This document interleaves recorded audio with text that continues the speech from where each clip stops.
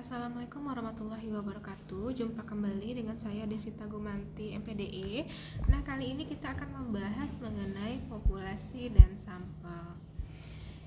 Dalam penelitian, populasi dan sampel ini merupakan bagian yang sangat penting sekali ya ketika kita melakukan suatu penelitian. Nah, pertama akan kita lihat dulu mengenai populasi. Nah, populasi itu bisa disebut atau kita artikan ya, secara umum itu adalah keseluruhan objek atau subjek dari penelitian. Nah, atau juga bisa dinyatakan bahwa subjek pada wilayah serta waktu tertentu yang akan diamati atau diteliti oleh peneliti. Nah, ada beberapa pendapat ahli juga di sini. Sugiono menyatakan bahwa populasi itu adalah wilayah generalisasi yang terdiri dari bisa objek atau subjek ya, yang mempunyai kualitas dan karakteristik tertentu, jadi punya ciri-ciri tertentu yang ditetapkan oleh peneliti untuk dipelajari dan kemudian nanti ditarik kesimpulannya. Nah, Gulo menyebutkan bahwa populasi itu juga bisa diartikan sebagai keseluruhan dari satuan analisis. Nah, ingat ya, kalau populasi itu biasanya bahasanya ada keseluruhan atau generalisasi. Nah, itu ya, ini contohnya. Di sini ada gambar populasi dan sampel. Di sini ada seluruh siswa SDN Guntur 1 ya. Nah, ini yang jadi populasi, semua siswa. Nah, kemudian apa yang jadi sampelnya? Sampelnya bisa nanti kelas 1, kelas 2, kelas 3, kelas 4, 5, atau 6, tergantung nanti bagaimana teknik penarikan sampelnya ya. Nah, kita akan bahas nanti tentang teknik penarikan sampelnya seperti apa. Nah, kemudian kita masuk ke definisi sampel. Nah, apa yang dimaksud dengan sampel? Sampel ada beberapa pendapat ahli di sini ya. Sugiono, sampel itu adalah bagian dari jumlah atau karakteristik yang dimiliki oleh suatu populasi. Nah, kalau populasi tadi kita keseluruhan, nah sampel itu adalah bagian dari populasi. Nah, Gulo menyatakan bahwa ini ya, sama dengan Sugiono, bahwa himpunan bagian atau subset dari suatu populasi. Nah, Arikuto juga menyatakan kalau sampel itu adalah bagian atau wakil dari populasi yang diteliti. Nih, ada karakteristiknya ya, ada akurasi dan presisi. Nah, kita lihat satu-satu. Akurasi itu artinya sejauh mana sampel yang didapatkan itu tanpa ada bias sampel. Presisi itu berkaitan dengan ketepatan dan ketelitian ya dalam kita pengambilan sampelnya. Jadi dia itu, sampel itu harus bersifat representatif terhadap populasi atau dia mewakili dari populasi. Oke, nah untuk menentukan sampel kita butuh nih ukuran sampel ya. Nah, untuk menentukan ukuran sampel itu kita bisa ada dua ya. Kita lihat di sini ada rumus Slovin. Nah, biasanya kita menggunakan rumus Slovin ini ya untuk menghitung jumlah atau ukuran sampelnya. Nah, ini rumus Slovin ada n kecil ya. N kecil itu adalah jumlah sampel yang akan kita hitung. Kemudian ada n besar adalah jumlah populasi. Nah, rumusnya adalah n sama dengan n besar ya, 1 ditambah n besar ya, tambah tingkat error kuadrat. Oke. Nah, untuk tingkat error taraf signifikannya, tingkat kesalahannya, margin of error ini bisa ditentukan nilainya dari 1% hingga 10% ya. Tingkat kesalahan atau error yang paling kecil itu kalau kita gunakan 1% ya, 1%, nanti ukuran sampelnya lebih besar dibandingkan kalau kita gunakan yang 10% ya. Nah, rumus Slovin ini cocok digunakan kalau populasinya besar. Nah, kita tidak punya nih data awal tentang variabilitas dalam populasi. Tapi kalau kita sudah punya data awal, kita bisa rumus Cochrane ya, dan Craigie-Morgan mungkin ya lebih memudahkan dan lebih cepat. Nah, kita lihat di sini Oke, kita lihat kasusnya di sini. Seorang peneliti ingin meneliti tingkat kepuasan pelanggan di sebuah toko online. Populasi pelanggan itu ada 10.000 orang ya.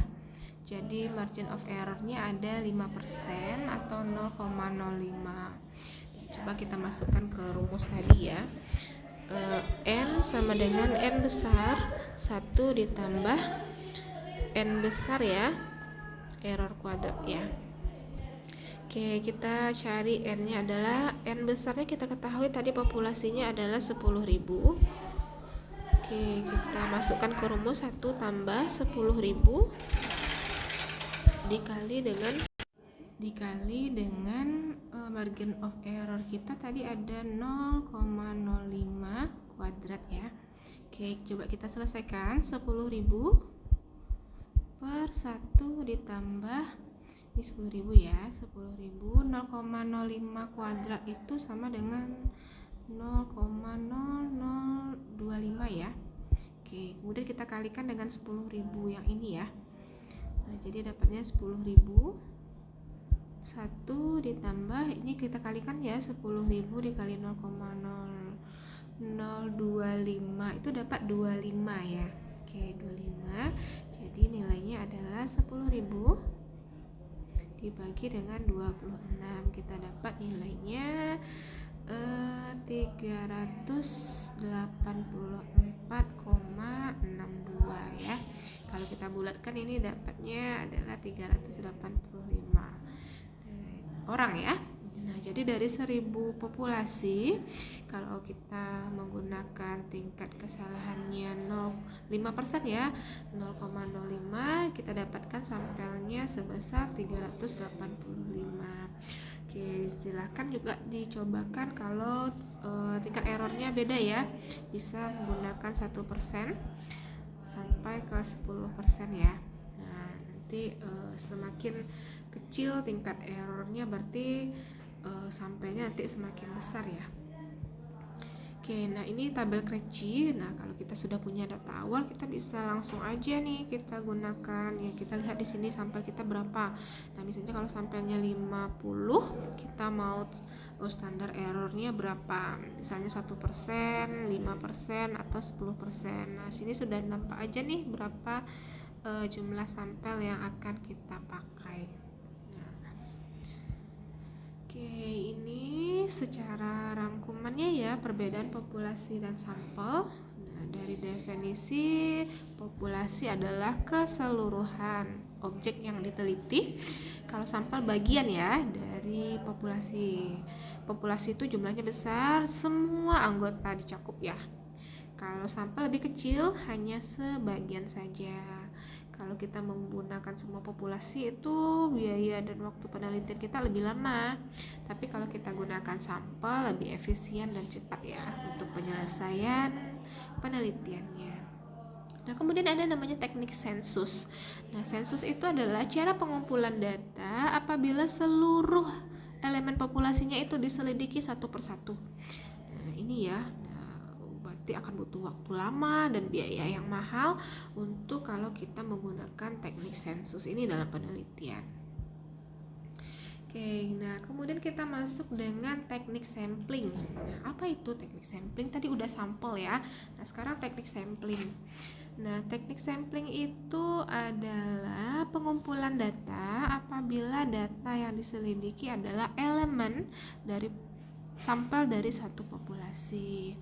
Nah, data yang diperoleh dari hasil sampling itu adalah data perkiraan ya, atau estimate value. Nah, kalau kita nilainya dihitung berdasarkan seluruh elemen populasi itu disebut dengan parameter ya. Maka data yang dihitung berdasarkan sampel itu disebut dengan statistik. Nah, dibandingkan dengan data sensus, jadi kalau sampling ini biayanya jadi lebih efisien ya, biayanya lebih sedikit, waktunya lebih cepat. Tidak butuh waktu tenaga terlalu banyak ya. Oke, bisa juga kita simpulkan bahwa teknik sampling itu adalah tata cara untuk menentukan sampel pada suatu populasi. Oke, ini ada teknik sampling ya, ada probability sampling dan non-probability sampling. Nah, probability sampling itu terdiri dari simple random sampling, proportional stratified random sampling, disproportionate stratified random sampling, dan cluster. Kemudian ada non-probability, ada sampling sistematis, kuota, insidental, purposive, jenuh, snowball ya. Nah, kita akan bahas satu-satu untuk teknik sampling ini. Oke, ada probability sampling. Nah, ini adalah teknik pengambilan sampel dengan memberikan kesempatan yang sama ya bagi semua anggota populasi. Nah, ini terdiri dari 4, kita lihat satu-satu ya. Pertama, simple random sampling. Nah, ini adalah yang paling sederhana ya. Untuk penentuan sampel, katanya simple, secara sederhana random itu artinya acak ya. Jadi pengambilan sampel itu cara acak tanpa memperhatikan strata. Nah, gimana caranya? Nah, biasanya kita punya nih misalnya 50 orang populasi ya. Nah, dari populasi itu kita acak. Nah, bisa kita menggunakan cara undian atau misalnya pakai seperti arisan ya, dikocok-kocok-kocok, nanti keluar berapa yang akan kita jadi. Misalnya dari 100 populasi kita akan dengan sampelnya kita dapat, misalnya kita sudah menggunakan rumus tadi ya, rumus Lovin, misalnya dapatnya 60. Nah, untuk mencari 60 itu dari 100 itu kita acak secara undian gitu ya, baru dapat nanti sampelnya. Nah, jadi sampelnya nanti akan representatif ya. Nah, ini bisa digunakan kalau populasinya homogen atau relatif homogen ya, atau sama. Oke, kemudian ada yang kedua, proportionate stratified random sampling. Nah, dari bahasanya berarti proporsional ya, berproporsional dan berstrata. Nah, ini penentuan sampel secara acak, jadi kita perhatikan stratanya. Nah, juga diambil secara undian ya dan representatif, tapi kalau populasinya tidak homogen, tapi dia berstrata nih secara proporsional. Gimana maksudnya? Ini kita lihat di contohnya ya. Nah, kita punya sampel populasi, ini adalah populasi ijazah terakhir tenaga P dan K di SMA 1 Demak. Itu punya ada 20 S2, 20 orang, 30 dan 50 SMA ya. Nah, berarti kita punya 100 populasi yang terdiri dari stratanya ini ada ya SMA, S1 dan S2. Nah, kemudian kita tarik secara proporsional stratified random sampling. Nah, dari 100 tadi ya, kita tarik sampelnya menggunakan rumus Boles-Lovin atau KC tadi ya. Nah, jadi dari pengambilannya itu kita dapat menarik sampel ini jadi harus proporsional ya masing-masingnya ini. Kita dapat menarik, berarti dari 20 lulusan ini kita sampelnya 16, dari 30 ini kita gunakan dapat sampelnya 23, dari 50 SMA itu berarti dapat 39. Nah, bisa kita simpulkan semakin banyak persentasenya di sini, semakin banyak di populasi sini ya, misalnya 50, semakin banyak juga persentasenya untuk sampel. Makanya dia proporsional stratified ya. Oke, nah di sini ada disproportionate stratified random sampling. Berarti ini tidak proporsional ya, tapi dia masih berstrata. Syaratnya populasi tidak homogen dan berstrata tidak proporsional. Nah, kita punya di sini ada 80 orang sampel ya. Ada lulusan SMA, S1 dan S2. Nah, karena kita disproportionate ya, tidak proporsional, berarti yang untuk yang sedikit itu. Nah, tadi kita misalnya udah dapat nih dengan rumus Slovin tadi ya, kita dapatnya adalah 60, ini berarti dapatnya 65 ya jumlah sampelnya. Nah, untuk menentukan 65 itu karena dia lulusan S2 ini cuma 3, nah kita ambil ke semuanya gitu ya. Nah, kalau ini berarti kita hitung secara proporsionalnya berapa. Oke, kemudian ada cluster sampling. Nah, cluster sampling itu penentuan sampel berdasarkan wilayah atau area dari suatu populasi. Disebut juga dengan sampel wilayah gitu ya. Nah, misalnya kita mau meneliti tingkat partisipasi masyarakat Kota Semarang, masyarakat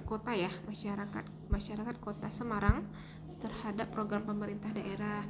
Jadi untuk sampelnya pasti adalah masyarakat yang tersebar di Kota Semarang dari tingkat kecamatan, desa hingga dusun. Nah, kalau cluster sampling ini merupakan dengan cara acak, memperhatikan klaster, juga memperhatikan strata ya. Jadi teknik ini bisa diambil dengan cara undian ya. Apabila digunakan pada populasi yang luas, tidak homogen, berstrata proporsional dan juga tidak proporsional. Nah, itu cluster sampling. Nah, contohnya di sini ada populasinya adalah semua SD ya, se-Kabupaten Demak. Nih ada nih beberapa SD Kabupaten Demak. Jadi kemudian karena kita cluster sampling diambil secara acak, memperhatikan karakteristiknya ada maju, sedang, dan tertinggal. Nah, berdasarkan maju, sedang, dan tertinggal kita dapat nih ada SD Kecamatan AA, CC, dan GG. Nah, kemudian diambil lagi dengan acak, memperhatikan maju kan di kecamatan ya. Di kecamatan kan lebih luas lagi nih. Kemudian kita perkecil lagi, ada karakteristiknya maju, sedang, dan tertinggal. Nah, berarti di kecamatan SD di kecamatan AA ini kita klasifikasikan juga nih. Di kecamatan AA ini berarti nanti ada yang karakteristik maju, sedang, dan tertinggal. Di SD kecamatan CC juga seperti itu ya. Ada yang karakteristiknya maju, sedang, dan tertinggal. Di GG berarti ada ini ya. Nah, ini akan kita jadikan sampel. Kemudian ada non-probability sampling. Nah, non-probability sampling ini adalah teknik penentuan sampel. Kalau probability tadi kesempatan yang sama, kalau non ini berarti dia tidak sama, tidak mendapatkan kesempatan yang sama ya bagi anggota-anggota populasinya. Oke, kita lihat di sini ya, ada sampling sistematis, sampling kuota, insidental, purposive, jenuh, dan snowball ya. Oke, kita lihat satu-satu. Sampling sistematis. Nah, ini adalah teknik penentuan sampel. Kita tentukan, ada aturannya ya, ditentukan secara sistematis. Nah, misalnya kita punya populasi nih. Nah, kita sudah urutkan ya populasinya. Nah, kemudian diambil secara sistematis, kita tentukan di sini adalah nomor urut genap. Jadi yang jadi sampelnya adalah yang punya nomor urut genap ya. Itu sistematis. Kalau kuota, ini berarti ada kuota sampelnya. Misalnya kita tentukan berapa jumlahnya. Nah, kalau misalnya sini ya, misalnya 10 SD yang maju di Kabupaten Demak ya, setelah 10 SD berarti sudah selesai penelitian kita. Kemudian ada sampling insidental. Nah, insidental artinya tidak sengaja ya. Nah, tidak sengaja bertemu dengan si sampel. Nah, misalnya dengan orang yang kebetulan ditemui saat itu juga, tapi dia punya karakteristik yang kita mau cocok dijadikan sampel gitu ya. Nah, misalnya kita melakukan penelitian nih kepada orang-orang yang sedang berbelanja di pusat perbelanjaan. Jadi kita cukup ketemu aja siapa orang yang lagi berbelanja. Nah, itu kita jadi langsung aja kita ambil dia sebagai sampel ya. Kemudian ada purposive sampling. Nah, purposive sampling itu teknik penentuan sampel dengan pertimbangan tertentu. Jadi atau dia cocok nih untuk penelitian kualitatif ya. Nah, purposive ini. dia cocoknya untuk penelitian kualitatif. Nah, jadi misalnya kita akan melakukan penelitian untuk kualitas makanan. Nah, jadi yang sumber sampling kita atau sumber datanya pasti adalah orang yang ahli makanan. Jadi ada pertimbangan tertentu, nggak asal ada ketemu aja gitu ya. Terus seperti insidental tadi. Oke, kemudian ada sampling jenuh. Nah, sampling jenuh itu seluruh anggota populasi kita jadiin sampel. Nah, atau total sampling ini biasanya ya. Nah, semuanya kita jadiin sampel. Oke, kemudian ada snowball sampling, bola salju ya. Nah, ini adalah penentu sampelnya. Pertama itu kita pakainya kecil jumlahnya, kemudian membesar seiring dengan kebutuhan dari penelitian kita. Tapi snowball ini biasanya kita digunakan pada penelitian kualitatif ya. Nah, contohnya di sini kita akan meneliti jaringan teroris. Ya, wah berat ya. Nah, sumber datanya adalah tersangka teroris yang sudah tertangkap. Nah, lalu dikembangkan sampel dengan sumber-sumber data yang lainnya untuk menguatkan gitu ya. Nah, itu untuk snowball. Jadi datanya itu, sampelnya itu semakin lama semakin berkembang sesuai dengan kebutuhan dari penelitian kita. Oke, baik itu untuk materi populasi dan sampel. Terima kasih atas perhatiannya. Silakan dipelajari lebih lanjut ya. Assalamualaikum warahmatullahi wabarakatuh.